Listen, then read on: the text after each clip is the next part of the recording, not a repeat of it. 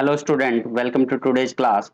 तो आज की क्लास में हम डिस्कस करने वाले हैं एक्सरसाइज 1.1। तो चैनल को जरूर सब्सक्राइब कर लें ताकि आपको लेटेस्ट अपडेट मिलती रहे। तो चलो इसका फर्स्ट क्वेश्चन सोल्व करते हैं हम।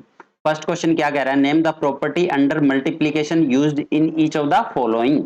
अब आपको इन तीन पार्ट्स में प्रॉपर्टी बतानी है, जो मल्टीप्लीकेशन की जो प्रॉपर्टी है वो कौन सी यूज हुई है, उनका नाम नाम बताना है आपको। तो फर्स्ट वाले को सोल्व करते हैं, फर्स्ट पार्ट को। -4/5 इंटू 1 इक्वल टू 1 इंटू -4/5। तो यहाँ पे अगर देखोगे तो -4/5 यहाँ पे सेम यूज हो रहा है, और ये 1 और ये 1 सेम।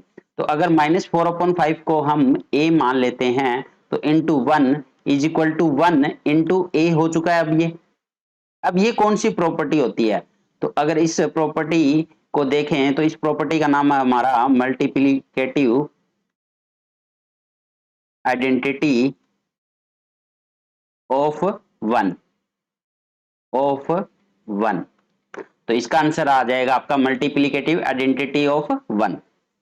सेकंड वाला पार्ट, अगर सेकंड वाले पार्ट में ध्यान से देखें, -13/17 इंटू -2/7 इक्वल टू -2/7 इंटू -13/17।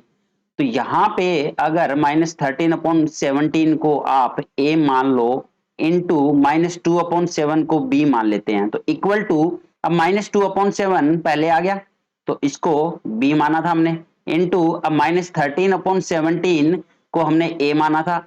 तो अब ये कौन सी प्रॉपर्टी आपकी, a into B equal to b into A. तो इस प्रॉपर्टी का नाम है हमारा कम्यूटेटिव प्रॉपर्टी। तो इसका आंसर आ गया हमारा कम्यूटेटिव प्रॉपर्टी। अब थर्ड वाला पार्ट सोल्व करते हैं।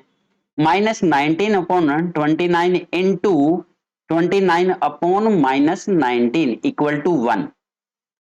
तो अगर -19 को हम a मान लेते हैं, अपॉन 29 को b मान लेते हैं, तो इनटू, अब 29 को b माना था हमने और -19 को हमने a माना, तो इक्वल टू क्या आ गया, 1। तो अब इस प्रॉपर्टी का नाम क्या होता है जिसमें ऐसा आता है कि a upon B into B upon A equal to 1 आ गया। तो इसका मतलब आपका ये कौन सी प्रॉपर्टी है आपकी, मल्टीप्लिकेटिव इनवर्स। Multiplicative inverse. तो इसका आंसर क्या आ जाएगा, मल्टीप्लिकेटिव इनवर्स।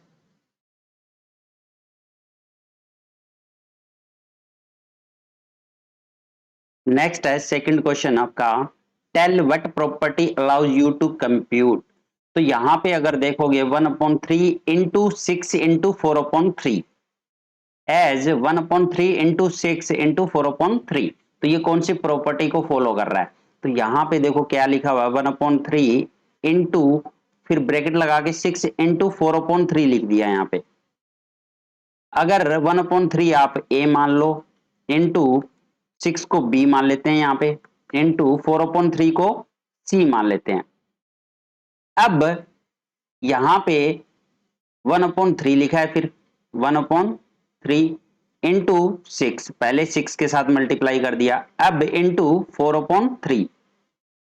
तो ये 1/3 हमने क्या माना था, a, इंटू 6 को हमने b माना है, और ये ब्रैकेट लगा दो यहाँ पे, इंटू 4/3 को क्या माना है, c। तो अगर आप ये कह रहे हो कि दोनों इक्वल है, तो ये कौन सी प्रॉपर्टी है ये? तो इस प्रॉपर्टी का नाम होता है हमारा एसोसिएटिव प्रॉपर्टी। Associative property. तो यही बताना था आपको, इस प्रॉपर्टी का नाम ही, आंसर आ गया आपका। थर्ड वाला, the product of two rational numbers is always a. तो ये कह रहा है कि दो रेशनल नंबर को जब हम मल्टीप्लाई करेंगे तो वो क्या आएगा, ऑलवेज क्या आएगा? तो यहाँ पे रेशनल नंबर ही आएगा। तो रेशनल नंबर को अगर रेशनल नंबर से गुणा करेंगे तो हमें क्या मिलेगा, रेशनल नंबर ही मिलेगा। ये आंसर आ गया इसका।